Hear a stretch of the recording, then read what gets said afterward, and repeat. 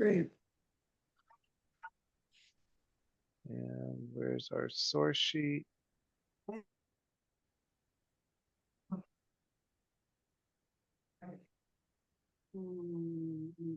can you see it?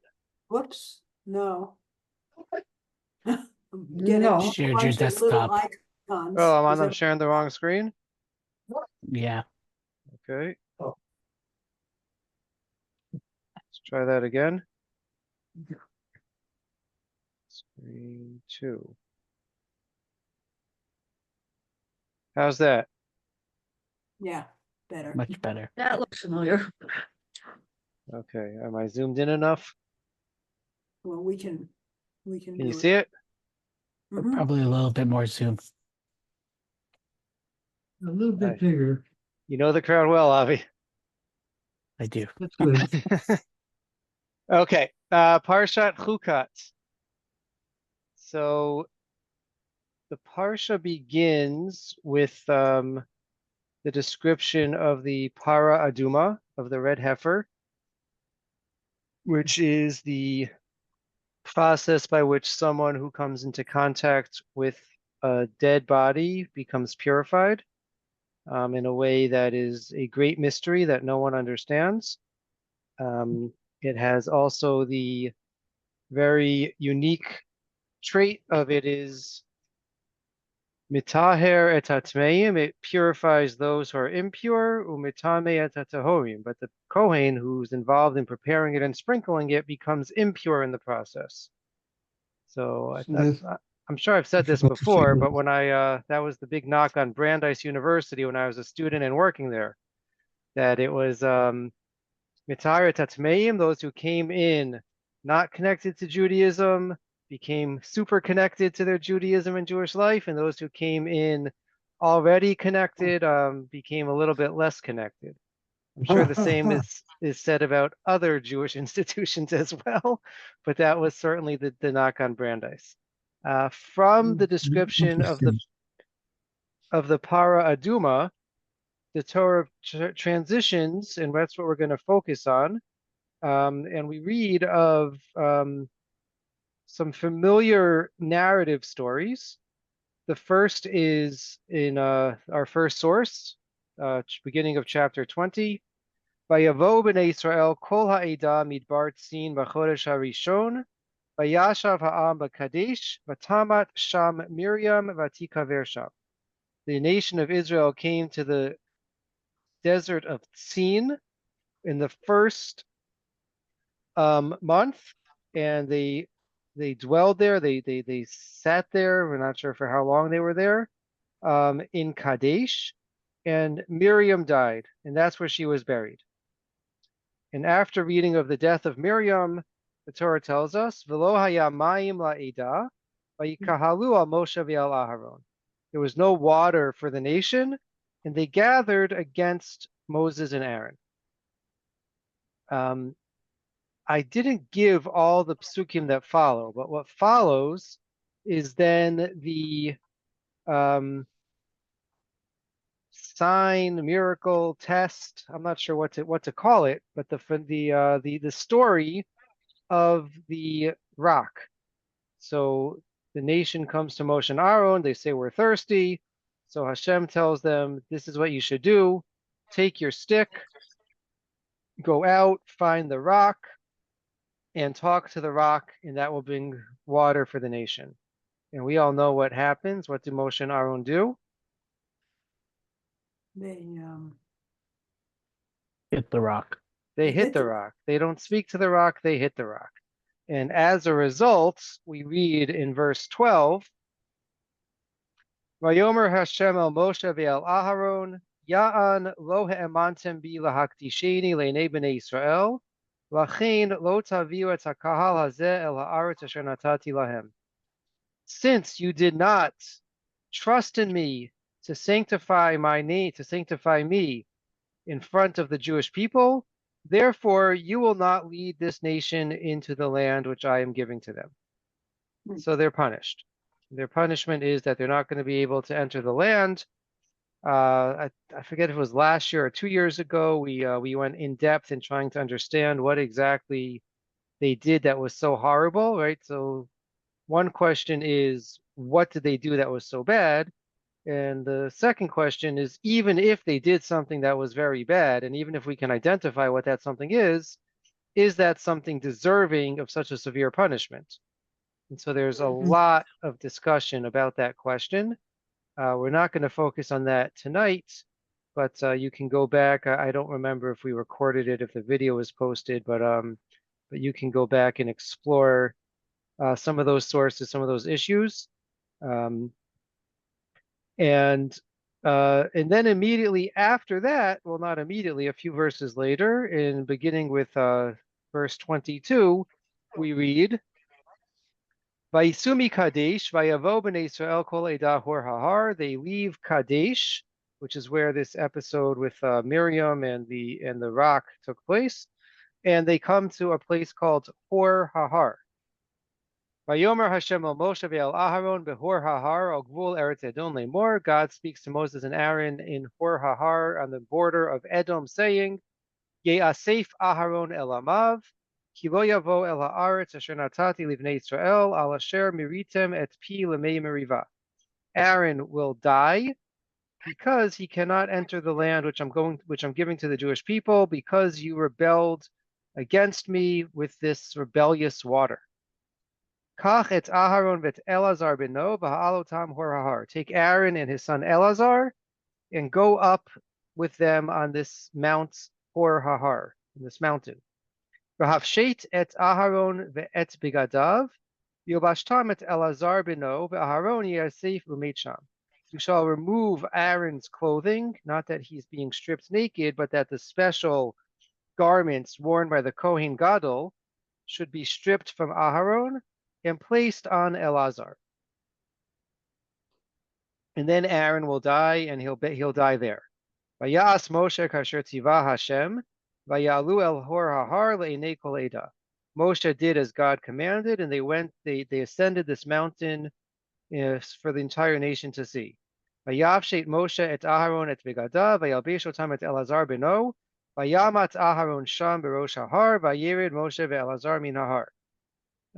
Moshe removed the clothing from Aaron, and he placed them on Elazar his son, and Aaron died at the top of the mountain, and Moshe and Elazar came down from the mountain. Vayiru kol ha'edah ki gava Aharon, vayifku el Aaron shloshim yom kol beit Yisrael. They saw that Aaron died, and they mourned for him for 30 days. So in this one chapter, we read of the deaths of Miriam and Aharon, and we're informed of the impending death of Moshe. So it's a very powerful chapter in the narrative of the Chumash. It's also quite interesting if we look at the Rashbam and the Ibn Ezra. They tell us about when this all takes place. Batamat Sham Miriam died there, going back to source number 1. B'chodesh harishon hachodesh shelasof arba'im shana. She died in the first month, which is, the Rashbam tells us, in the 40th year. Okay, so remember, in 2 weeks ago, Parsha, we read about the sin of the spies and the punishment. And what's the punishment for the sin for the nation believing the spies? They're all gonna die. They're all going to die in the desert. And how many years are they going to spend in the desert? 40. 40 years, right? 1 year for each day that the spies were on their mission. And so the Rashbam tells us that now we're at the 40th year.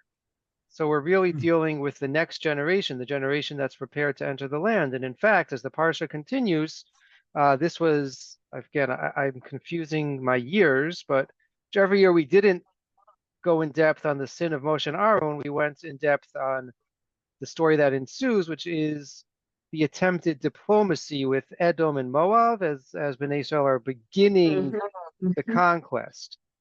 So they're really at the cusp of entering the land. And so the Rashbam tells us that this is the 40th year. The Ibn Ezra says even more starkly and a bit more surprisingly, maybe, B'chodesh harishon, bishnat ha'arba'im. right? Also, right, the first month of the 40th year. V'hine ein b'Torah klal shum ma'aseh o nevuah rak b'shana harishona u'b'shnat ha'arba'im. There is nothing in the Torah about the people's time in the desert except for the first year and the 40th year. Everything we read about what took place in the desert is either in the first year or the 40th year. There's a 39-year gap, which just happens, literally, in our first pasuk that they come to this midbar scene and Miriam dies. So we fast forward 40 years, and the Ibn Ezra says nothing of significance, nothing of consequence occurred during those other 39 years. We know that they traveled. We know that they went from place to place, but nothing of significance happened. Even Ezra maintains. Okay, so just one more sort of introductory note, and this is from a shir that Rabbanit Sharon Rimon wrote on the Yeshivat Har Etzion website. And she notes the Torah begins its description of the 40th year by recounting the death of the nation's leaders. Miriam dies. Moses and Aaron are destined to die in the desert, and Aaron dies shortly afterward. The year ends with the description of Moshe's death at the end of Devarim. These events characterize the 40th year as a year of transition of leadership. Okay, so a lot is said about this, right? And we touched on this in previous weeks also, is what, we know the tragedy of Moshe and Aaron and Miriam not entering the land, but the question is, would they have been appropriate leaders to take Bnei Israel into Eretz Yisrael, or were they suited specifically and uniquely for the experience in the desert? That's a really interesting question. It's hard to imagine that Moshe would not have been an effective leader to take them into the land, although there are many faults in Moshe's leadership that we've noted over the years, and that I'm sure we could continue to note. So it's an interesting question. Part of that transition is alluded to in the next source, which is the Medrash. The Medrash Rabbah tells us, Vayasev Elokim et ha'am derech hamidbar. God led the nation in the desert. I think the English picks up in the next line. Mahu vayasev. What's the meaning of this verb vayasev? That he led them. Shir bitzam kidarchei hamalachim. He led them in the way that kings are led. Mivutzina mitotehem, literally sprawled out on their what are their chaise lounges, or whatever it is that kings get carried around in the desert. And then the Medrash says, Lo madati lahem shlosha pagdonin Moshe Aaron Miriam. All right, so God says to them, did I not place for you 3 caretakers? Moshe, Aaron, and Miriam. Shebischut Moshe hayitem ochlim et haman. Mashalo ra'u avot haktoshim. In the merit of Moshe, you ate the manna, you ate the man, something which your ancestors never saw, never experienced. Shene'emar v'yachilcha taman asher lo yadatev lo yadun avotecha. It says in Sefer Devarim that God fed you this man, which you never knew of before, and which your ancestors, your forefathers, didn't know of. V'zchut Aharon hikafti etchem be'ananei hakavod. In the merit of Aaron, I surrounded you with the clouds of glory. Shene'emar Frasanan lamasach, right? As it says, we have reference to this cloud. Vahabe'er bischut Miriam, and the well was in the merit of Miriam. Shamra shira al hamayim, because she led the women in song by the water. Shene'emar vatan lahem Miriam shiru la Hashem. As it says at the conclusion of the Shirat Hayam, Miriam answered to them, shiru la Hashem ki goga'ah, sing out to God, for he is exalted. Uvimei be'er, and Az Yashir Yisrael Tashira Hazot, and later on, right, in our parsha, when they had to dig a well, so then it says Az Yashir Moshe Tashira Hazot, Yisrael Tashira Hazot, that Israel sang this song. Shene Amar v'Atan lahem. Sorry, did I skip Amar Rabbi Brechia? Okay, so there's a connection between the two songs, and that indicates that the well was somehow connected with Miriam. Amar Rabbi Brechia HaKohen b'Shem Rabbi Levi. Melech basar v'adam sheyesh lemedina v'mishalech b'nei adam gdolim letocha shiu nosim masohem v'osim mishpatehem. Mi tzarich liot zakuk lemizanotehem lo b'nei medina tzrichin liot zakukin lahem. So now he gives a parable. He says, if a king sends important ministers out into the country, out into his nation, to serve the people, right? He sends judges, he sends whatever ministers. Who should provide for the who should provide food for these important ministers? We would expect that it should be the Bnei Hamedina. The residents of the country should provide for the important ministers. Aval HaKadosh Baruch Hu lo asachin. But God didn't act this way. Ela shalach leMoshe ula'Aharon u'leMiriam. Rather, he sent Moshe, Aaron, and Miriam as his representatives. Shene'emar v'shlach lefanecha Moshe, Aaron, and Miriam, as it says in Micha. Af al pichein b'zchutan hayu mitnahagin. And nonetheless, they were only acting on behalf of the nation. We would have expected that the nation should act on their behalf by providing for them, but they wound up providing for the nation. As we've already seen, Haman bizchut Moshe. The man was in the merit of Moshe. Teidalachashu bizchut Moshe. How do we know that it was in the merit of Moshe? Kivan shnistalek Moshe vayishvot Haman mimacharat. Because when we read in Sefer Yehoshua of the death of Moshe, then we read immediately afterwards, Vayishbot Hamam, that the man stopped the next day. Aranei kavod b'zchuto shel Aharon, the clouds of glory were in the merit of Aaron. Minalach kevan shnistalik Aharon ma'kativ atiksar nefesh ha'am baderech. Because when Aaron dies, as we just read, the following, if I would have put more, if I would have made my source packet a little bit longer, then we would read that the nation was of short spirit. They were depressed. They were uneasy because, right, the implication is because the clouds of glory, which were providing all this protection for them, were now departed.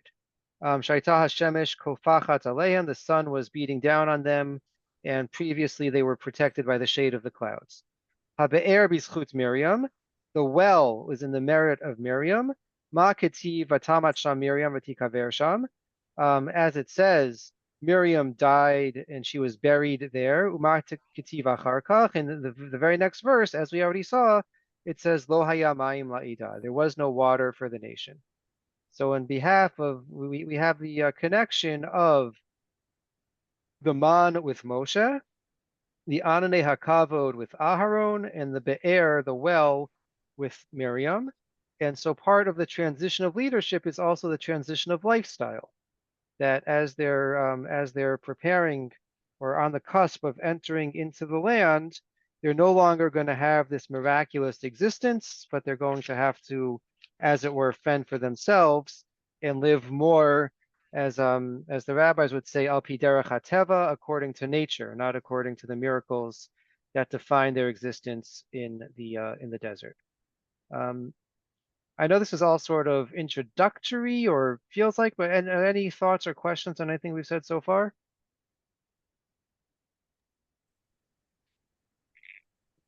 I find the inversion in the midrash, like the first midrash is like sort of the positive. Here's how I know it was Bishut, Moshe, Aaron, and Miriam, and Right.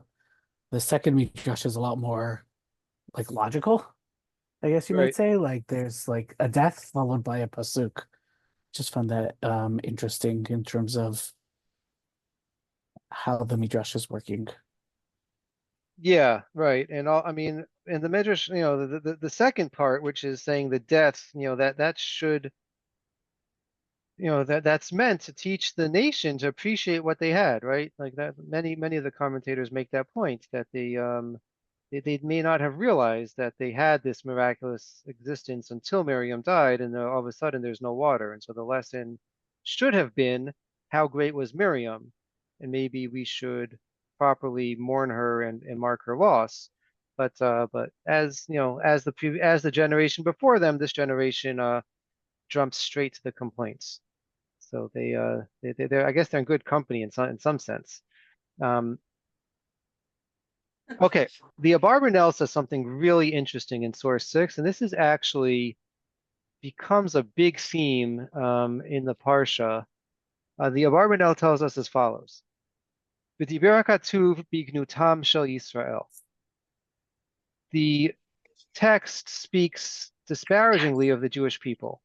שבמקום שהיה להם לבוא לענוד למשה ולאהרון ולנחמם במיתת אחותם הנביאה, what should they have done? What did they do? What They did should they have do? consoled. They So, complained. so they complained, right? So back to source number 1. Lo haya mayim la'ida, vayikahalu al Moshe ve'al Aharon. There was no water for the nation, and so they gathered against Moshe and Aharon.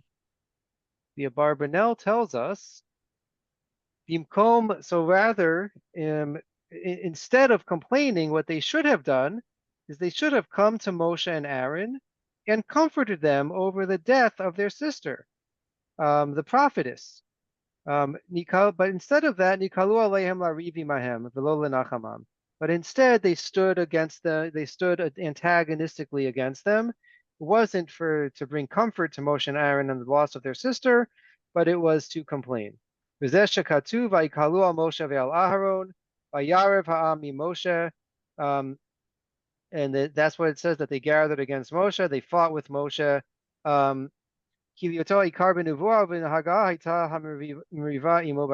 Since he was the chief prophet, right, it was really aimed more against him than against Aaron. The Abarbanel makes the point that Bnei Israel should have offered comforts to Moshe and Aaron at this time of loss. The Yalkut Shimoni I don't want to say picks up on it because that's out of, that's anachronistic. The Barbanel came later, but the Yalkut Shimoni shows us the flip side of this. Habe'er haya ola or ole bizchut Miriam. So as we've seen already, right, the well was in the merit of Miriam. Shene'emar v'tamat sham Miriam u'miyad v'lo yamayim la'ida. As it says, we've seen this many times, that Miriam dies, and immediately afterwards we read that there was no water for the nation. V'kivan shnistalek habe'er, once the well dried up or no longer was present, they gathered against Moshe and Aaron. Shene'emar vayikalu Moshe ve'al Aharon, as the verse says, which we just read. Vayu Moshe ve'Aharon yoshvin u'mitablim al Miriam. Moshe and Aaron, what were they doing? They were mourning the death of their sister. Amar lahem HaKadosh Baruch Hu, Yishvil shatem avelim yamotu b'tzameh Amod v'kach matecha v'ishkita ta'am v'tzbi'iram. God says to Moshe and Aaron, you're sitting in mourning, and the nation is about to die. They don't have any water. Get up from your mourning and grab your stick and go get water for the nation. It's a shocking spin on things. It's shocking, and it has some eerie parallels. Think back to the previous time that we experienced death in this family. When's the last time we experienced death in I'll call it the Amram family, the children of Amram? Is with Nadav and Avihu. Yes. It's with Aaron's 2 sons. And there also, Aaron is not allowed to properly mourn, right? He has to continue with the Chanukat Habayit, with the dedication of the Mishkan. So it's really, really interesting and a little bit eerie, but and it raises interesting questions about how much of one's personal feelings, emotions, life you have to put aside when you're in this position of leadership. And so according to this Yalkut Shimoni, it seems like all of it. Like there's no time for mourning. You got to be always on the guard, right? So you could say, no, this is a crisis situation. But it's pretty shocking to put those words in God's mouth. God tells them, stop mourning, go and care for the people. That's really interesting. And then a second source from the Yalkut Shimoni. דבר אחר, למה נסתלק הבאר במיתת מרים? כדי שידעו הכל כמה הייתה צדקת ויצטערו עליה רבים ויגמלו אותה חסד. Why does the well depart with the death of Miriam? In order that everyone will know that she was a righteous, and they'll be sad over her loss. And many will come v'yigmelu ota chesed to do kindness to her, right? So whether that's the act of burying her, whether that's the act of mourning for her, or providing comfort for her family is a little bit unclear. Kach kevan shemeta Miriam u'Moshe v'Aaron asukim ba, yisam mevakshim mayim ve'ein motzim miyad nitkansu aleihem. So we find that when Miriam died, and Moshe and Aaron are busy with her, right? Again, either busy burying her or busy mourning over her, sitting shiva. Bnei Yisrael come and they ask for water.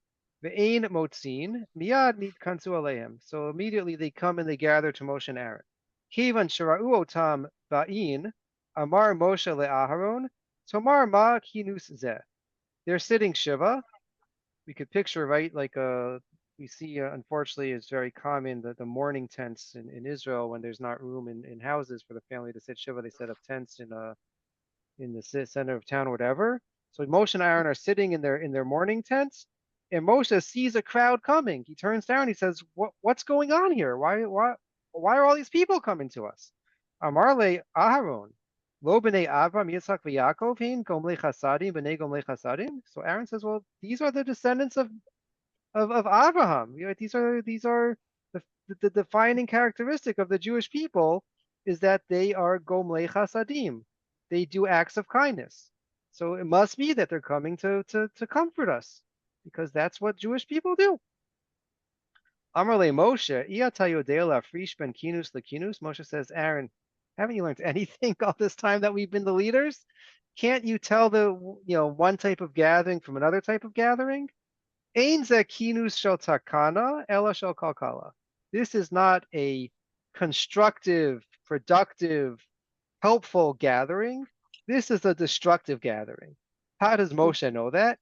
Ilu haya kinus shel takana hayu tzrichim liot berasham sarei alafim v'sarei meot. If this was really a productive act of kindness, they're coming to comfort us, that would be done with proper protocol, with the elders leading the way, and then but that's not what's happening here. We just have the entire nation coming sort of at will. Yeah, right? You say they're coming to comfort us. You're wrong. And what happens? Moshe is proved right. Immediately they start complaining to him, and they start quarreling with him.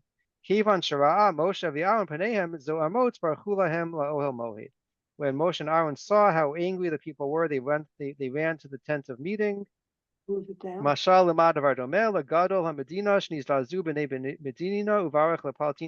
It's like when if there's there's a protest in the streets of whatever country, and the king or the ruler escapes to the palace. So again, it's a shocking image that this Yalkut Shimoni is painting of just how cynical perhaps Moshe has become, or how maybe it's more of a jab at Aaron, that maybe he's not suited to lead the people into the land, because he can't tell what their true intentions are, and he still has this idealized vision of who they are, which works really well in the desert, but might not work as well as they're going to the land, as they're going into Israel, and they have to start preparing for war and everything that's going to follow. But really, it's mind-blowing to see these two understandings or presentations of what's happening in the Medrash Yalkut Shimoni. Are there any thoughts on any of this? I like the first Yalkut Shimoni Mm-hmm. in terms of the way that it works with the psukim, Yeah. right? Of Hashem's accusation of Lo emantem bi l'akdisheni le'nei b'nei Yisrael. Right. There seems to be some sort of like you took personal time, and it doesn't seem fair that they don't get personal time, but it does seem like the reality of like, too bad there's a there's a whole nation that needs water. You don't have time to sit and mourn like other people might have So time to sit and mourn. And so it kind of fits with the, right, like the Lahakdish, right? The to So be that's separated that's or really interesting because we normally read that pasuk, right? So God says the reason that Moshe and Aaron can't lead the Jewish people is because they did not sanctify God, and we always assume that means there would have been a sanctification of God if they would speak to the rock and water would come out in a miraculous way. So you're saying no, that their lack of sanctification actually comes earlier from their wanting to take a break from the job even before that. That's a really interesting twist on it also.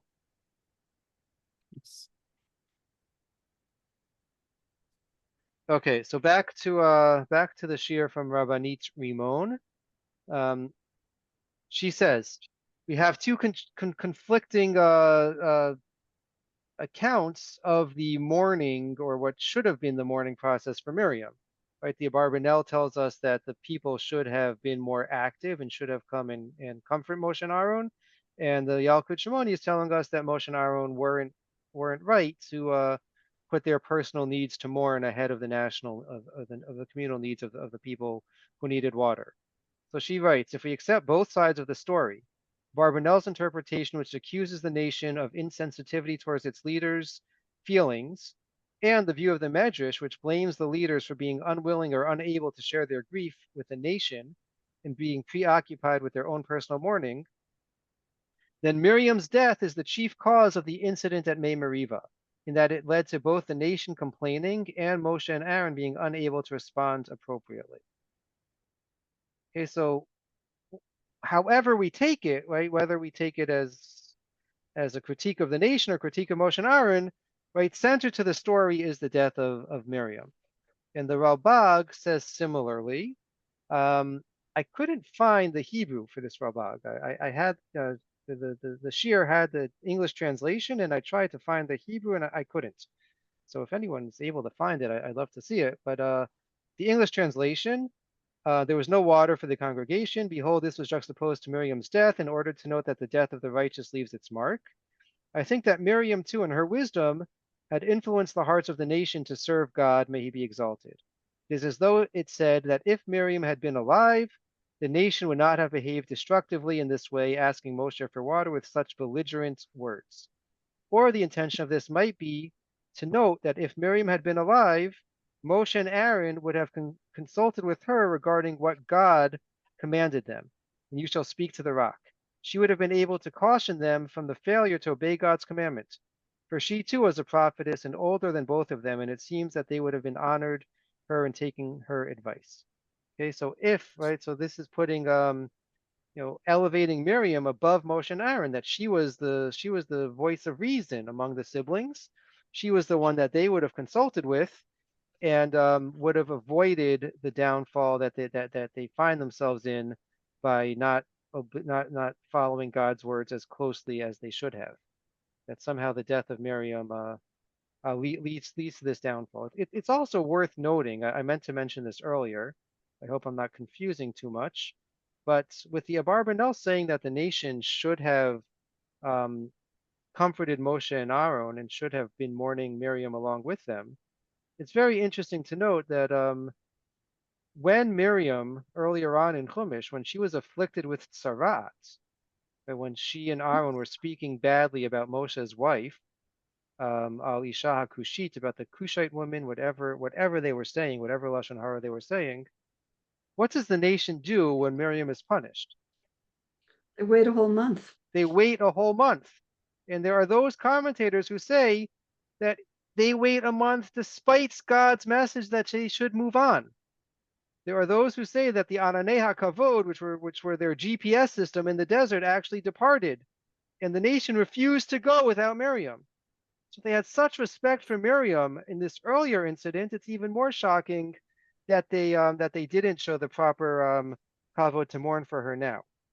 So that's an interesting side note to this as well.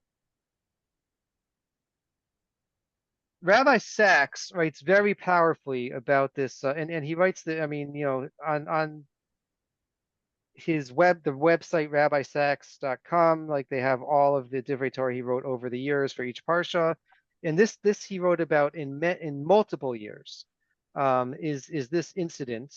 And we'll just skip, it's worth reading. He writes very powerfully about how he had a very hard time dealing with the death of his father. He says in ways that were surprising to him, even because his father died an old man. His father didn't die of tragic causes.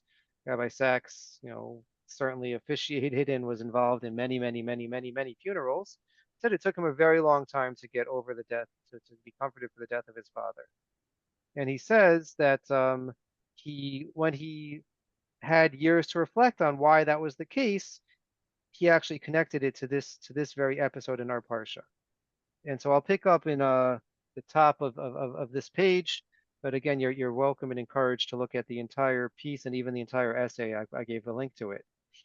It seems to me that the deeper connection lies not between the death of Miriam and the lack of water, but between her death and Moshe's loss of emotional equilibrium. Miriam was his elder sister. She had watched over his fate when, as a baby, he had been placed in a basket and floated down the Nile. She had had the courage and enterprise to speak to Paro's daughter and suggest that he be nursed by a Hebrew, thus reuniting Moshe and his mother and ensuring that he grow up knowing who he was and to which people he belonged. He owed his sense of identity to her.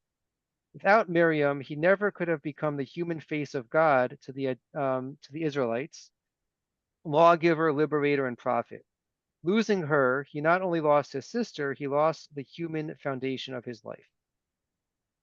Bereaved, you lose control of your emotions. You find yourself angry when the situation calls for calm. You hit when you should speak, and you speak when you should be silent. Even when God has told you what to do, you are only half listening. You hear the words, but they do not fully enter your mind. Maimonides asks the question, how was it that Jacob, a prophet, did not know that his son Joseph was still alive? He answers, because he was in a state of grief, and the Shekhinah does not enter us when we are in a state of grief. Moshe at the rock was not so much a prophet as a man who had just lost his sister. He was inconsolable and not in control. He was the greatest of the prophets, but he was also a human, rarely more so than here. And so he says that the failure of Moshe at the rock is not necessarily because Moshe had a lack of faith, but it's because Moshe was in a very unstable, precarious situation. Moshe's world had just been turned upside down by the loss of his sister, who had provided so much for him. Right? Who, if we take it a step with the Ralbag, who was his, not only had ensured that he got to the place where he was, but it was his continued advisor and someone he turned to when he needed counsel. And so, because Moshe was in such a fragile state, in such a state of mourning, he wasn't able to act soundly or decisively as he should have. Right? God was very clear to him. Speak to the rock. The instructions were very clear. There wasn't much left to do. But Moshe wasn't able to focus on what he had been told because he was in such a deep loss. And so it's a very powerful, humanizing picture of Moshe, and I think of Aaron as well. That we, does that mean they shouldn't have been punished? I don't know. It adds a whole other level to that question of, even if they acted inappropriately, does the punishment fit the crime? Is a really interesting question. I mean, ultimately we'll say, well, God metes out the punishment, so I guess it does meet the crime. But from a philosophical point of view, it really drives the point home very strongly. And we said that one of the fundamental questions that this whole episode raises is, how much are our leaders allowed to take me time, to take time for their personal needs? And so this I think is putting it way back in the camp of very much they need to be allowed to, and they need to be given some slack when they are experiencing moments of personal crisis and personal loss. I'll pause again for any thoughts or questions.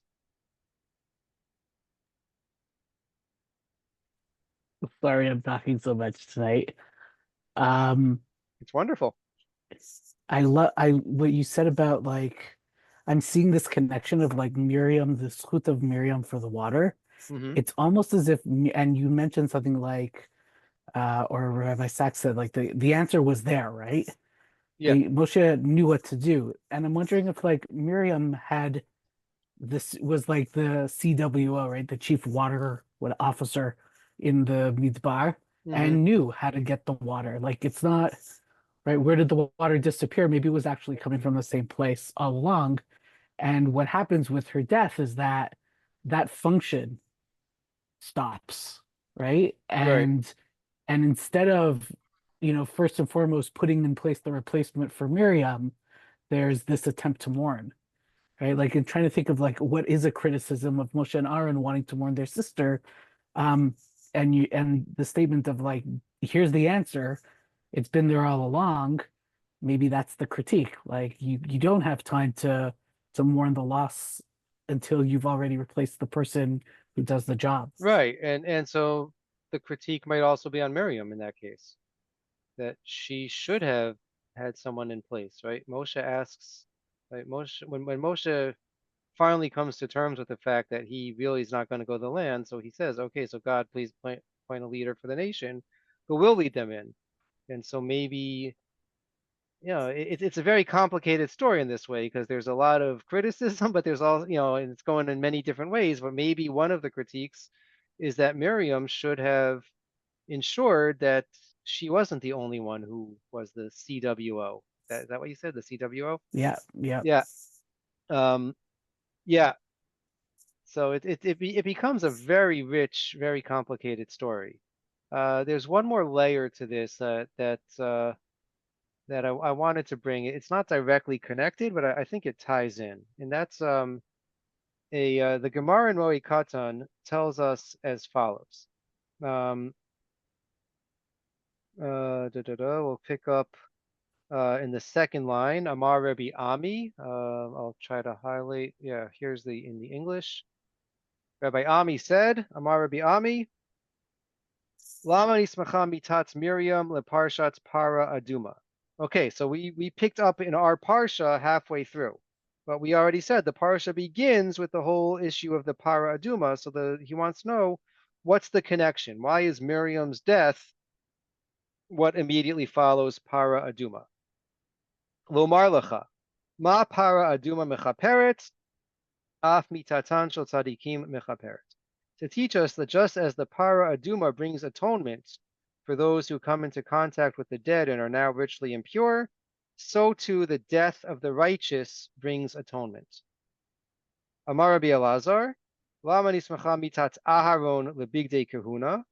Why was Aaron's death connected to the bigdei kahuna, that he had to remove the bigdei, the garments of the high priest? Why are those juxtaposed? Ma bigdei kahuna mechaprin af mitatan shel tzadikim mechaperet. Just as the bigdei kahuna bring about atonement for the nation, so too the death of the righteous brings about atonement for the nation. Rav Kook has a really fascinating analysis of this Gemara, and I was actually shocked. I heard I was again in the car, and I heard a nice short shiur on YU Torah discussing this Rav Kook, and it's a very obscure. I had never heard of this sefer Midbar Shor, which is a collection of Rav Kook's drushots from early in his rabbinic career. So Rav Kook, we know, was born in Latvia, made his way to Israel, and then went on a fundraising mission just as World War I broke out. And he was stuck in Switzerland or Sweden, one of those, for a while during World War I, and then eventually made his way to London before being able to return to Israel. So this is these are the drushot that Rav Kook gave early in his career. I think the dates were like from when he began as a rabbi in Latvia through the time he was in Europe during World War I. So right, really before he became Rav Kook as we know Rav Kook and as the world came to appreciate Rav Kook, early in his career. And I was shocked that this Midbar Shor is actually on the Sefaria website. So you can look at Rav Kook's Drushot. It's not in translation, but if you can handle the Hebrew, it's real interesting stuff. So he writes as follows. Yesh Lomar. Actually, let's just do the English summary because we're already coming up a little bit late. So he wants to know what's this idea of mitat tzadikim mechaper, that the death of the righteous brings about atonement. So we would expect from Rav Kook that he would give us a very mystical, very Kabbalistic based answer, because we are familiar with Rav Kook in that he has that very strong bend. But in fact, he gives quite a rational explanation for it. And it's something which, again, I think indirectly ties into what we've been talking about. So how does the death of a righteous person achieve achievement for the entire people? And the second question he asks is, why does the Gemara give two examples? Why does it give the example of Aharon and the example of Miriam? And remember, Miriam is connected right with the Be'er, with the well, and Aaron is with the Paraduma, and Aaron is connected with the Big Day Kahuna, with the priestly garments. So Rav Kook says as follows: the way that the death of the righteous works is that we become aware of many of the attributes and accomplishments of a tzaddik, and that inspires us to emulate them.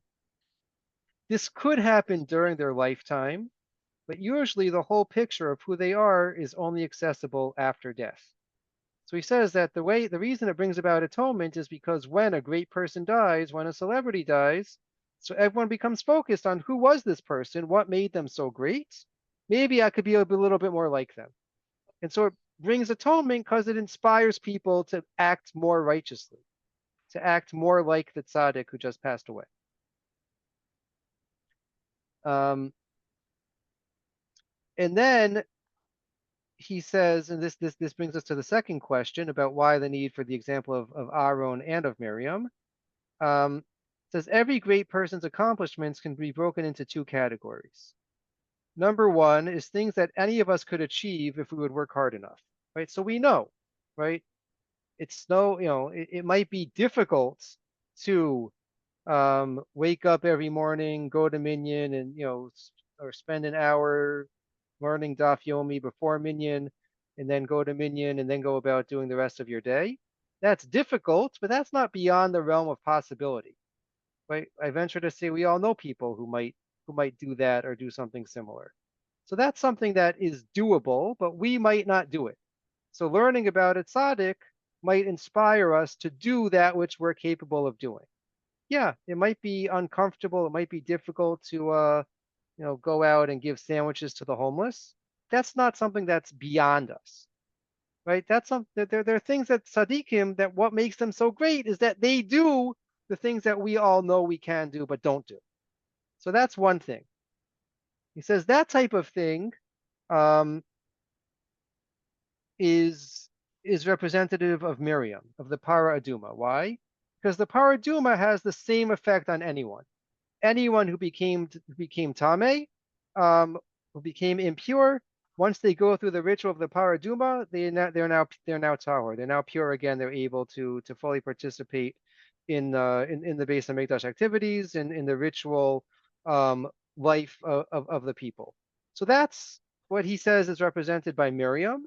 Is she's the type of tzaddik or tzaddiket who inspires us to do what we're capable of doing, to be the best version of me that I can be.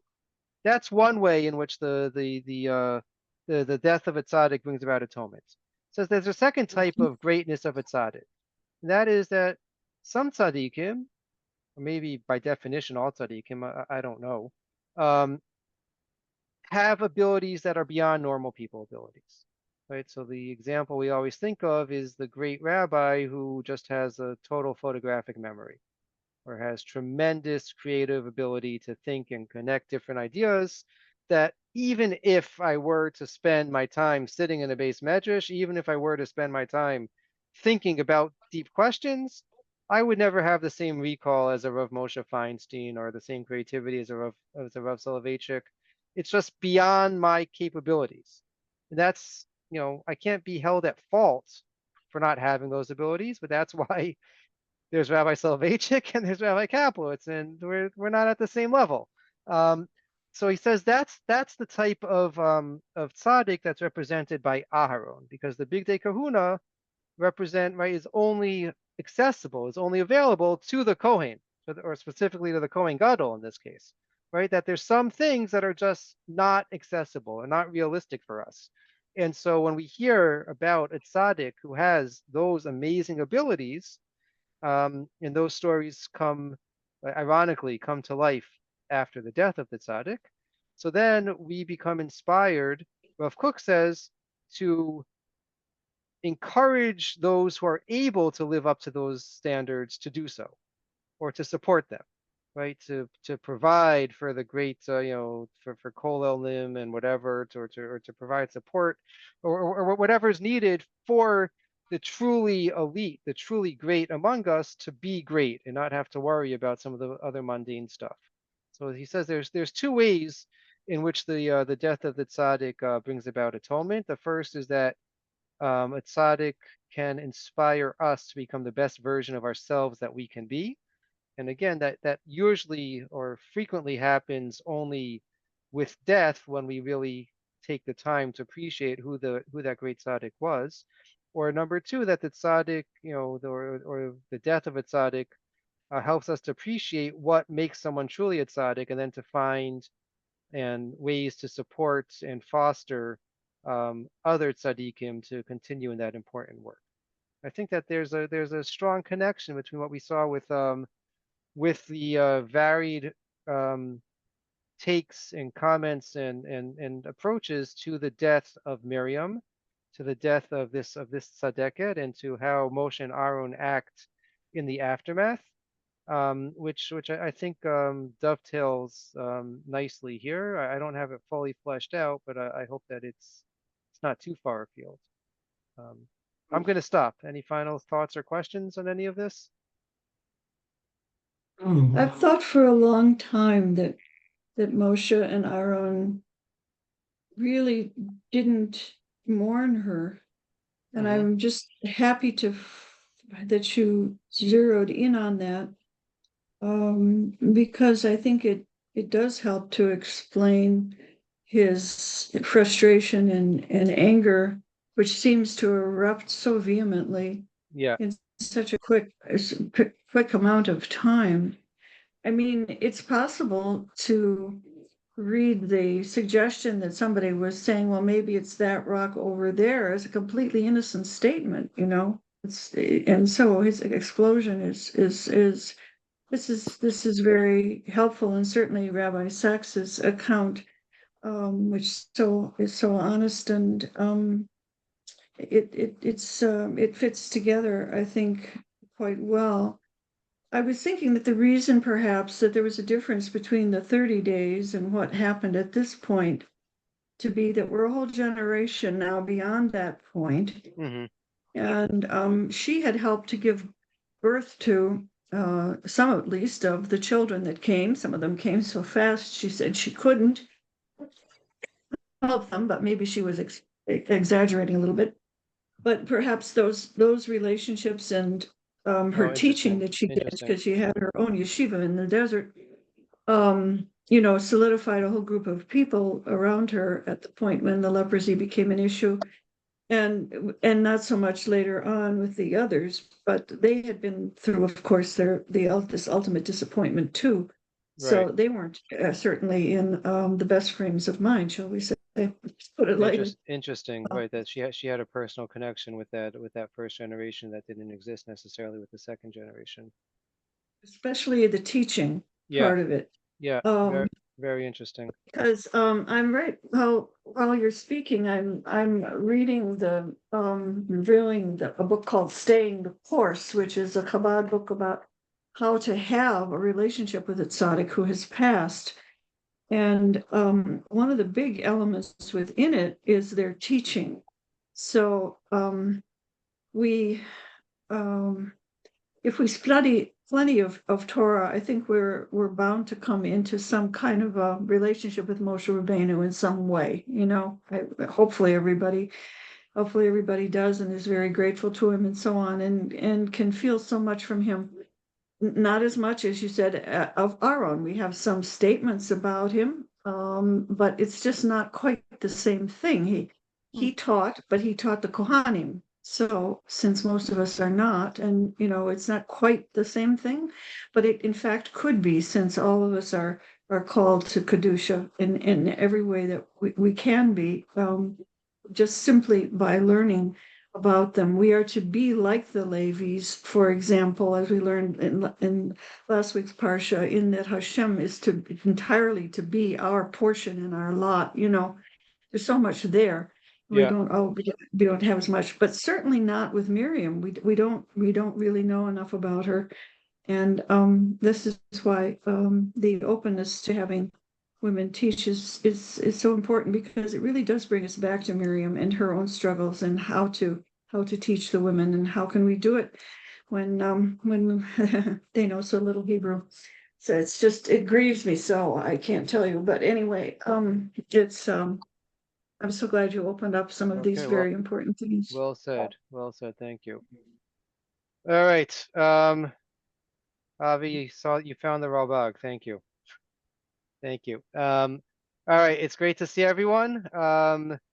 This Shabbos, in addition to our regular scheduled davening and shul and all that, in the afternoon is I'll be teaching. I think and this year I mentioned that I read Rabbi Brody's book on Jewish war ethics. So I'll be sharing some of my takeaways from that in the afternoon, an hour before Mincha. I hope you'll hope the weather won't be too brutal, and that you can make it out and join us for that. And look forward to seeing everyone, and hope you have a great rest of the week. Bye, Latov. Thank you so much. Thank you, Rabbi. Bye. Okay, thank you. Thank you. Right. Bye. Bye.